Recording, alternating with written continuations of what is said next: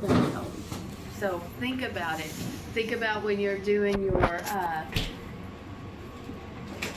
practical, when you're doing haircuts, when you're doing nails, when you're doing color. Always be thinking about what you should be doing safety and infection control. Okay?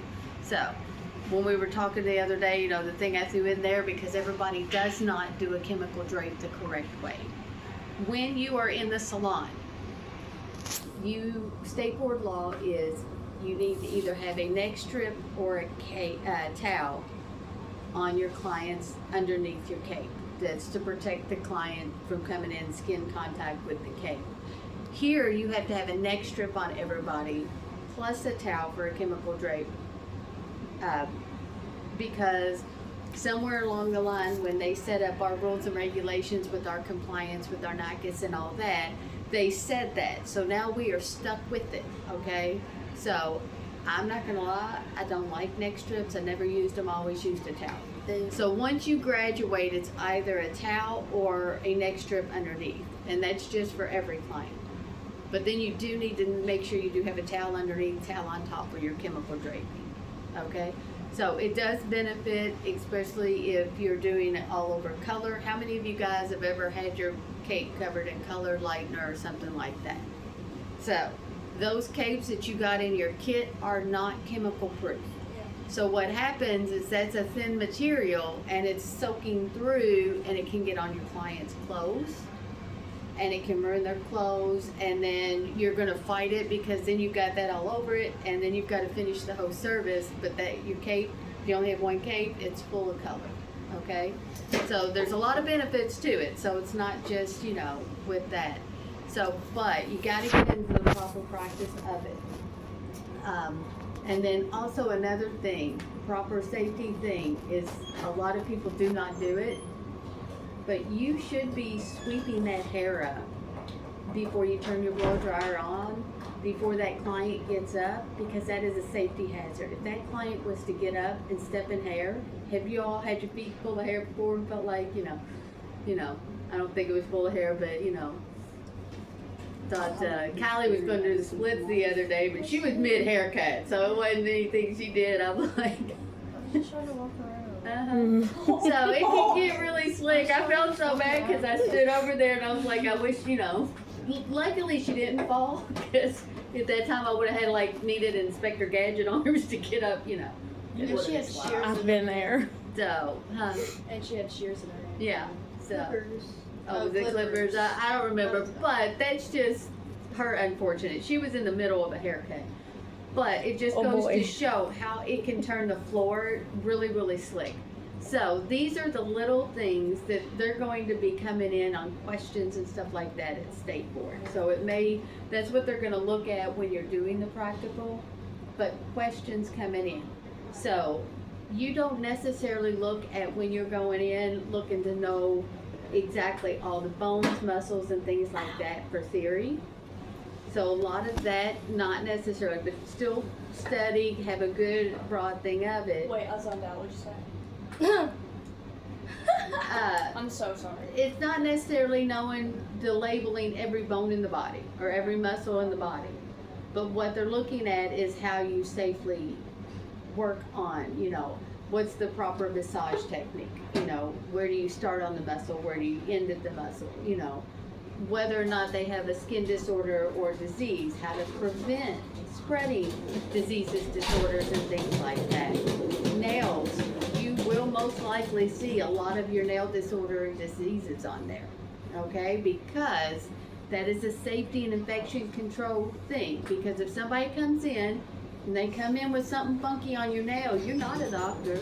You're not going to be sitting there going, this is the onychryptosis. You're not telling your client this, or you're not telling them what they may or may not have.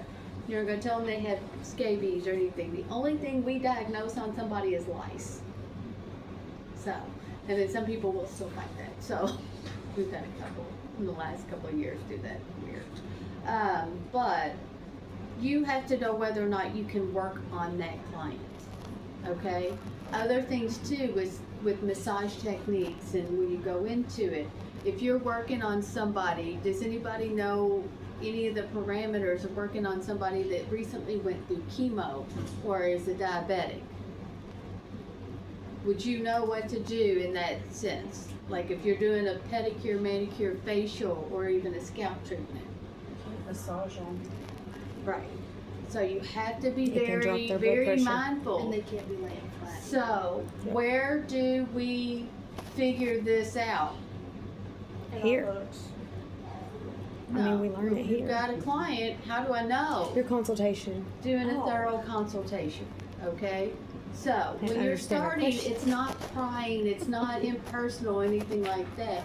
But most of the time, anybody that's been recently through chemo or is a diabetic or things like that, they're usually pretty upfront with you right away. So they tell you. So it's not that you can't do services on them, you just have to know how. So do you see where I'm kind of going with this safety and infection control? Knowing whether or not you can work on somebody. If you have somebody that comes in with something, you're not sure what's going on in their nails, what should you do? Just not do it.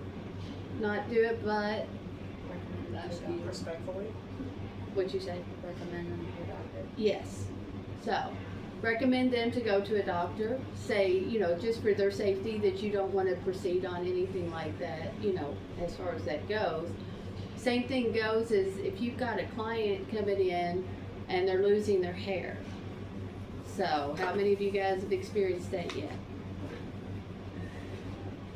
So, you've got clients that'll come in, that's when you have to have that thorough consultation. Again, we know we harp on the, I know everybody hates the blueprint book, but it does get you in the habit of slowing down and asking questions. And that's what it's for.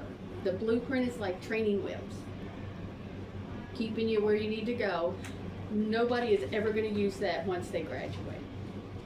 It would just be weird, unless you have your own thing. And then, it's getting hot in here, so I just have my own thing. Go stand outside, freeze to death.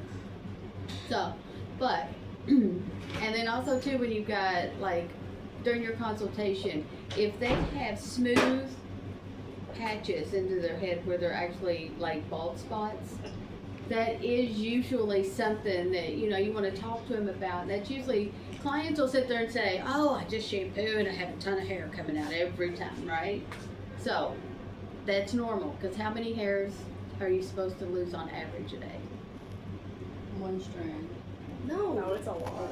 It's like, A it's like 100 or 200. so, yeah, it's a So, lot. yeah, it's usually anywhere from 80 to 100 is on a normal base, okay? So if they are not shampooing more than, I'm not gonna say, I can never say that word out without it. It's just What are their you trying to natural say? fallout. Regularly. Regularly? Regularly. I've got it in my head and I can't say it. But, or if they're a daily shampooer, you're gonna see about 80 to 100 hairs a day. But if you're a weekly shampooer or every few days and you're not, especially on curly hair, you are not brushing the hair out in between, all that loose hair is just still hanging in there. So then it looks like all this massive hair, but you gotta think it may be a few days. And if they have braids. Yes. And then if you've got somebody with naturally coiled hair, naturally curly hair, you almost want to go through and don't just take them straight back to the shampoo bowl. You want to either pick them out, use your big brush on them to basically de-shed that. Because if not, when you go to shampoo and you go to comb out, how many times you go and it's just feels like you're mad at, you're pulling all this hair out. It's just all the loose hair that came out. So when you have concern for your client is if they have smooth patches, but there's an array of different things. If somebody's had a huge change in their diet, so if they went on major weight loss, they've had any sort of weight loss surgery, even some of the new GLPs and things like that, they are not bringing in the nutrition in their body. So what happens is your hair starts to be affected, your skin. So then, even though their doctor is telling them that, that's just something you can talk to them about. If they've had a change, ask them if they're drinking enough water, if they're, doing their vitamins. But I'm not recommending, I'm just asking, telling them, that does make a big element to it. So, and then, Other things that can come in is sometimes it's a thyroid thing where they have smooth, but we don't know. And you're just going to tell them that. If you're having patches, I would recommend talking to your doctor and just seeing if there's something more underlying. But if it's just the normal shedding and you don't see any patches, another ones too is postpartum. You know, that can anywhere from 6 months to a year. You could still be losing hair. How many mamas have went through that? I didn't realize it until really I started growing back in, and it was a Is it like postpartum hair loss or something like Yes. that? I'm scared. Of postpartum alopecia. So, I'm already old enough. and I probably did, but I just didn't pay but a lot of attention. that comes from when we're pregnant. Our bodies just are just in a total different alien form as far as our hormones, so we don't lose hair as much. Our bodies almost hold on to things. So then, after the baby's born and all that, that's why it takes a while for our bodies to kind of readjust. So therefore, a lot of times the hair, you know, the body's like, okay, this hair's done. It needs to go. So, but I don't know how I got on that long spiel of that. So, but that's what this paper's for.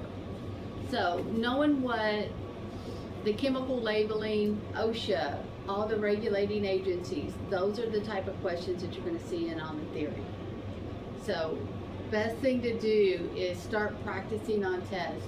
One option you can do, Miss Suzanne always tells about it, is like when you're doing the practice tests and things like that, or even when you're taking the test at State Board, cover the answers, read the question first, and then kind of get an idea of what they're asking, and then look at the answers. So, some of you guys may have test taking anxiety. I never did figure out, look all the way over, I was just seeing who was, I could see anxiety. But if you have test taking anxiety, how many of you guys have that? How long do y'all have to take the written test? An hour and 30 minutes. An hour and 30 minutes. Oh. Okay? I thought you were asking something else. So you have an hour and 30 minutes. Take the full time. Okay? You're going to be in like a computer lab type of thing. So you're going to be in there by yourself. I mean, not by yourself, but on your own. Because a lot of times, you know, way back in the 1900s when I took mine, we were like in a classroom. So, you know, you could see when everybody was done, everybody was taking the same test on the same thing. So that can sometimes have your anxiety. So this does help a little bit to take that down. So, I feel like it should be on paper. and then, is it not? No, girl, it's on a computer. Yes. It's all on computer. I can't do computer tests. I will fall asleep. Well, better pinch yourself. Get a little rubber band and every time Straight gets up. No. I never hate- They said keep it's on saying paper. written tests, and I just feel like it should be on Well, a that's piece of why paper. it's written, so, Written on a computer. yeah. Oh my god. So, but you have, and you can go through, and you can leave things blank. You do have the option of going back. Me too. But one thing that a lot of people failing to does, this is like all, I'm getting all this feedback. I wish I could go take the test myself so I could really give y'all more insight. I have to get it all little bits and pieces from everybody that goes. But don't go back and change your answers. How many of you guys do that? I do that a lot. So, it is very easy. Now, the only time that you should go back is sometimes you'll read a question and you'll answer it, but then a couple down the road, you're like, oh crap, I flip-flopped them. Unless you're 100% sure you know that you marked the wrong, go back and change it. But if not, just go with it. Because 90% of the time when you get it wrong, it's because you went and changed the correct answer to a wrong one. So, you have 110 questions on that test. You only scored 100. So that means you need a 70% to pass. So how many of those can you miss? 30. So it does not matter if you get a 70%. Doesn't matter if you get a 71, anything like that. That is, we are not judged in this profession on what our written test is. Because most of us are hands-on learners. Most of our skills come through that actual movement of things, and it's not always book. okay? So again, when you're in the salon, you are not gonna have to know all the different names of all the nail diseases and disorders. You know, I had to relearn all of that when I came back to school. You know, I was behind the chair 15 years, survived without knowing all the different nail diseases and disorders. So, it's always fun. So we have to get a 70 at least to pass? Yes, a 70, and then same thing with your practical. So, when you're in for your practical, that's another thing. That's what they're looking for, is your safety and infection control with any and everything. So you're gonna have your bag set up on either side, because they're really trying to get into there. January 26th, I have to be on a class thing for state board. So we'll figure out the plans for that day then. You don't have to worry about it. But there is apparently some changes coming in March. So I won't know anything until I do that. But even for you guys graduating, I will let you know. So if there's anything drastic or anything like that, life-changing, we'll just go with it. Ever since that they changed it in 2017, it's when we went to national testing, we've had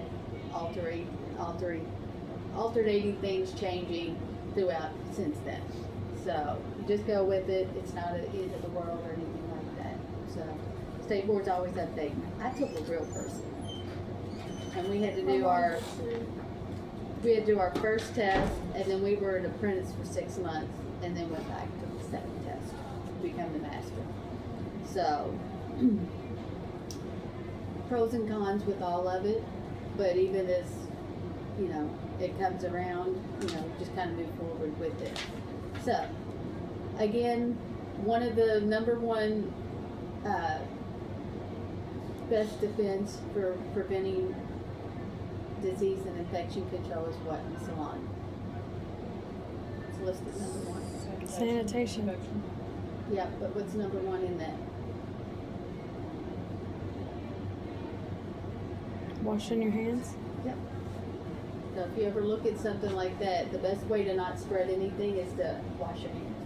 Now, we can't guarantee that the clients are always washing their hands, but if you've got somebody coming in for nails, before you start the service, I would always have them wash their hands, because tests have been shown where they've had surprise people go in and do undercover inspections, and they do like swab tests. They have found fecal matter on people's nippers, bowels, all of my that God. before. Well, where do you think it's coming from? The client. They're not washing their hands. It's gross. Then that, you know. So we work as a profession on the two dirtiest parts of the body on a daily basis, and that is the hands and the head. Why is the head the dirtiest? One of the dirtiest. You're always touching with your hands. You're always touching it with your hands, but also it's exposed to the elements. So you're getting all the pollution, you're getting all of that, you're walking through somebody And most else's. people aren't washing their hair for like a week or so. Yes, and so the more oil in there is going to just attract. So it sounds gross. Do you want a chair? Okay, I was going to say I feel bad that you're just sitting back there, you know, like you're in timeout. Because you're in trouble. So, but yeah, so it's really gross of what we deal with. So that's why the easiest thing to do is to just wash your hands and don't touch your face. That was what we said when COVID was breaking out. My sister was freaking out. I said, we're washing our hands and not touching our face. So we're not going to get it. So the PTSD of saying that a Well, I million felt times. good about my career until just now. There's nothing wrong with it. And then even when COVID hit, there was nothing that we really had to alter into our sanitizing and cleaning routines. The only thing is the frequency of it. So when COVID really hit, it was like that's when everybody went into disposable capes, because you couldn't use that cape multiple times because of any fear of contacting. You know, when it was really first out, it was the fear of the unknown. You know, it was kind of like feeling like you were going to catch the plague and things. So we as a profession did not have to alter a lot. It was just some of the frequency and the distancing and was happy to be in the office because I could sit up there without a mask on. So then we had to separate people in the salon floor. That was not fun. So, but you've got the two disposals. You've got your single use and your multi-use. So when you are doing state board, this is what they're going to be watching you on. They're not going to be watching on and seeing if you're doing a great haircut, because we know that we don't even finish a haircut. We barely get into it. But what they're doing is they're watching that you're not laying your combs down, that you are taking control of the hair, and then you are not cutting past your second knuckle, and and things in that nature. And when you go to take your clips down or throw something away, they're watching where you're going with it. And then if you're touching your face or you're doing anything like that, it's all about sanitizing your hands. So I'm a face toucher. I'm always brushing my hair out of my face and things like that. I know. That's I would like Every not time do I so. see you in the corner, Yes, because it's always, but I, even way back in the day, I had my hair completely pulled back when I went to state board. So make sure you take a cute picture of yourself before you go to state board, because when you pass, you'll need a picture of yourself with your license. So I always recommend and always forget, like on your day of graduation, you're feeling all cute, take a picture of yourself. So then that way it's on your phone. It's not for me, it's on your phone. Everybody wants to send it to me, and I'm like, I don't need it. So, there you do. no. Unless I need some bug repellent. Maybe that would get rid of some stink bugs if I had your picture hanging up in there. Right. So, Right. scare them away. Right. We get the ladybugs upstairs, or whatever their You know things you want to are. remember us. Huh? You know you want to remember us. Trust me, I don't forget. We should have like a graduation wall where we put our pictures on the wall after we graduate. Oh, we do. It's just on a dartboard upstairs.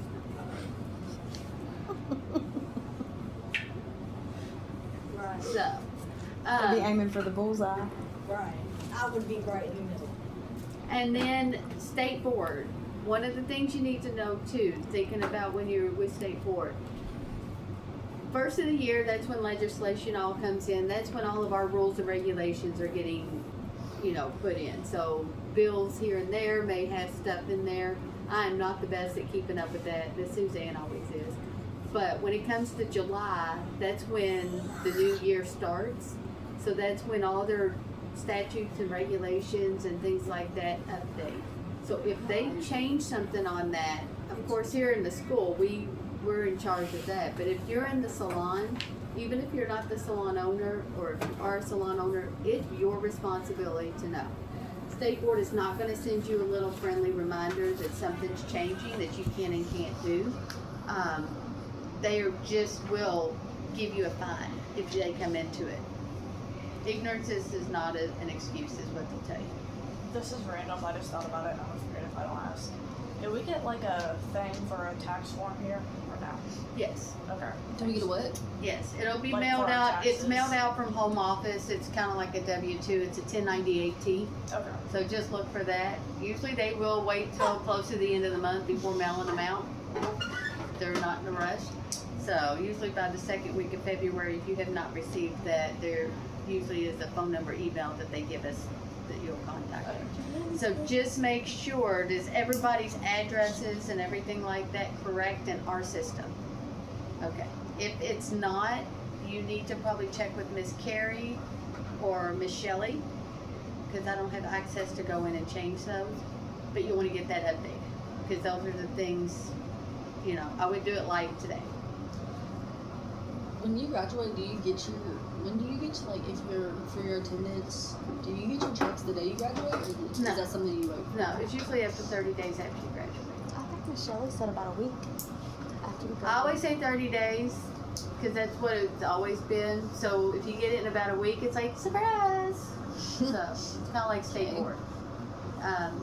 But that's what it used to always be, was that 30-day mark. So that's why it's just always ingrained in my brain. Y'all should just give it to us when we graduate.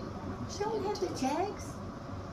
They should Just mail like them the to y'all. disbursement checks. It's not like a little ATM. We just go up there and hit a button and we have magic money coming out somewhere. It grows on a tree. So, well, everybody's like, I get that right here. And I was like, yeah, but Inkart hasn't had the money yet. So, but I'm just trying to slow things down today to kind of talk about where it is. But again, going back to where they change things. Because how many of you guys know that it is not, it's against state board policy, it's actually in the regulations that you cannot wax noses or ears anymore. And that you cannot use UV sanitizers. Why can't you wax noses? Because the things keep getting stuck up in them? It usually comes down to the fact that there's probably been a lot of issues with it because people are not doing it properly. Because there was a lot of people doing it with soft wax. And then if you go up too far, you can actually destroy the membrane in the nose. So, if you're nose waxing, and you're like, well, I didn't know, nobody told me, they're going to be like, sorry about your luck, here's your fine. So, State Board will come into it. I know that they have a new administrator, so they have been, like, doing better. Like, probably since COVID, we have hardly seen State Board. So, but they have been coming back. There's a lot of things. If you want to know about anybody, you know, like a complaint form or violations or penalties, it is all on their website. There's nothing hidden with that. So if you was to file a complaint with State Board, you know, on somebody else, don't think it's anonymous because it does come in as that complaint will go to the person that gets it. So, but be cautious too, because a lot of us, you know, until you're licensed, you're at the most risk of somebody. If you're doing hair at home or you're doing hair somewhere, all it takes is making one person mad and they can turn you in and they can prevent you from getting your license. We cannot legally touch any hair. We cannot shampoo, we cannot blow dry at home or in a salon until we are fully licensed. If you are caught doing that, it can prevent you from getting your license and you can pay a hefty fine. So the salon that you're working in, because I know a lot of salons are doing that, and I don't know where they thought that changed, but they have to be really, really cautious because think of all the nail salons that have gotten busted. So it's the same thing with hair. It just takes one person. Take one person to be mad and flip that in, turn it in, and then you can get into some serious trouble. So, especially when you're not fully licensed. So that's where you want to make sure. So just keep that in mind when you're doing it. Is it 10 o'clock? Quarter to. No. I'm making sure, look, that's what I was like too. Look, she's sitting on the floor. She won't be clear though. She's fine. She's not on her phone either. Just leave it there. So, but that's for your all's own safety. Because I know many of people have seen it posting all over social media, posting everywhere about their services, their prices, and things like that. So I've seen several students that have graduated in the last couple of years, and I know one for sure, I'm not naming names, I just know one for sure, she graduated like over a year, maybe a year and a half now.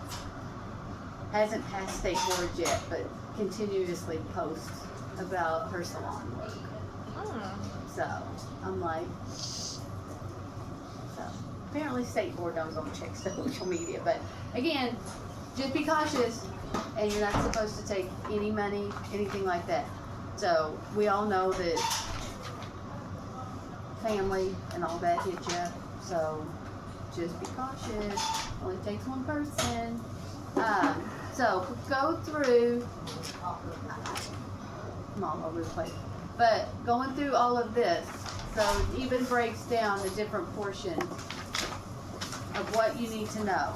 Like razors and things like that, there's not a lot in your book about razors.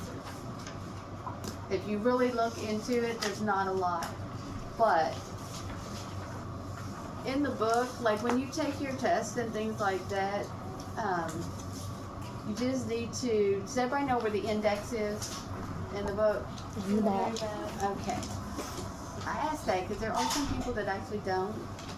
So look up the words that you're missing, because I don't want you to go to the dictionary.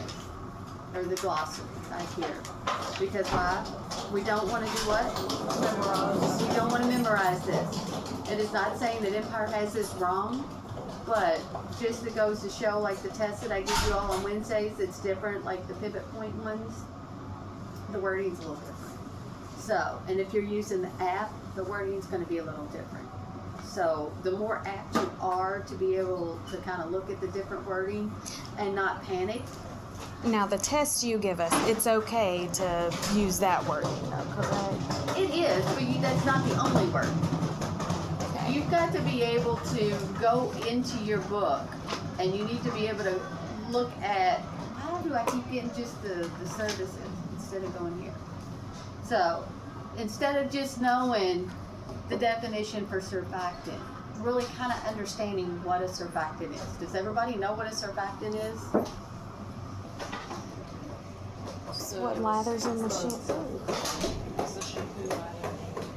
It's not the lat. It's actually basically, surfactant is basically a What pulls detergent. it out of the, yeah.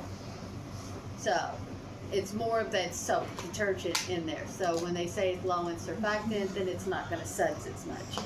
So the more sudsy and stuff. But the surfactants aren't the evil of all evil either. So it's just depending on the quality and things like that that goes into it. So, but do you kind of see what I'm saying? You've got to understand what that is. Because you don't want to go in looking saying it makes the shampoo suds. You got to know that it's the cleaning agent, it's the detergent, it's the soap part of it. Does that make sense? I'm not doing that. I just had to flip on the magic page. So, but you need to go in and you need to read and understand that. And understand the purpose of things. So that way when you go in and read the questions, and they're going to have it different ways. Because even if you go in and get, the PSI will offer to do practice tests. I've had people do those, and they go in, do the practice test thinking that's the almighty everything, and then use that and still go in and take the PSI test, and they're like, none of that was on the test. It was worded different and everything. So there's no perfect solution guide. It's just having a good understanding of it, and it's not cramming. Especially if you're not the best test taker. Some of you guys, tests come easy, and it's easy to go through, study real quick, and take a test. But for you guys that it's not, take advantage of the time here to study, and then study when you get out. So exciting. Amber just looks like she's just on the edge of excitement over there. I know, I took the My Lady infection control test this weekend, and it's called it a guest analysis instead of guest consultation. Uh-huh. So, Yep. So, and then also too, they're going to be looking at questions about scalp analysis, what you're looking for, when you should do it, how long you should be doing it, what questions you should ask. So, I know one student, somebody graduated, I don't remember who, that was a part on the test that threw them off, with a lot of the guest consultation questions. Things that you would take, the assumption that you knew, and however you best study. What's everybody's best study habits? How do you like to study? I'm not I good. like to find like tests online. Yeah. How do you like to study, Caitlin? Pretty much just taking practice tests. Flashcards. Flashcards. Gina, how do you like to study? I have to read and write, so I have to like be repetitive with those. Katie. oh, my husband's gonna help me. He's gonna know everything by the time we're done. So, reading it out loud, doing this, but we're all a little different, and then I'm kind of like, I have to read, write, but I'm not good at flashcards because I never go back and look at another flashcard if I write them out. But it's the repetitive, and then finding little ways to remember the words, kind of breaking down little pieces and things like that.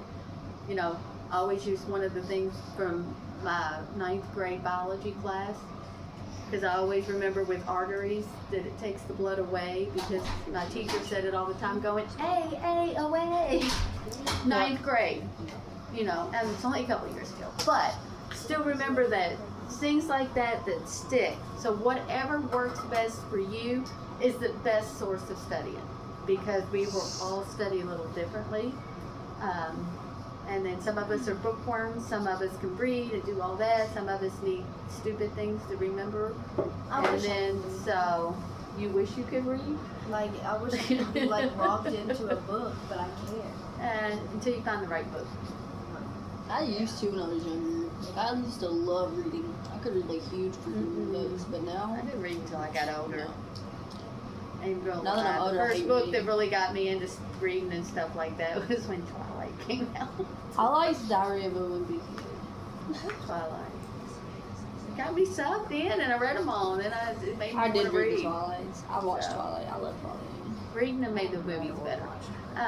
So if you only watch the movies, you can't judge them by the books. Books are really good. So, but The show's good. but yeah. Now, do y'all have questions, concerns, any areas that you all need? So, does everybody have their nail stuff to work on the nails? No. I know you all never do. I don't even know where mine is. Does the majority? That's why you got it. So, That's why you got it. well, the only thing I don't have She gets it extra out of, first and I to always use. say it, is the brushes. So, now how many of you guys need the demo? Y'all pretty good? Yeah. Are we just doing one nail? Yes, you're just doing the one nail. It's Freeform? gotta be on the form. It's gotta be sculpted, on the form, I so. laid a form on her nail. And Was then, it, what day was it? but the reason we're doing just the one nail, because we're doing it all state board. So that way you wouldn't be doing primer, you don't have to use any of the,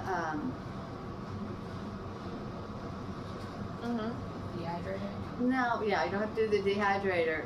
The resin. Yeah. It went away. I need some light. I don't know. My brain's not functioning on high level. I don't know if it ever is though. So you don't have to have the resin. You can use it, but most of the time it's dried out and doesn't work halfway.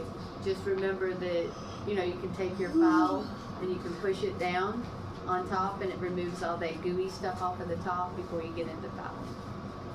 So, but again, like I said, just start breaking things down and really look at things when you're taking your practice test. And then I think I've gotten all the tests out to you all.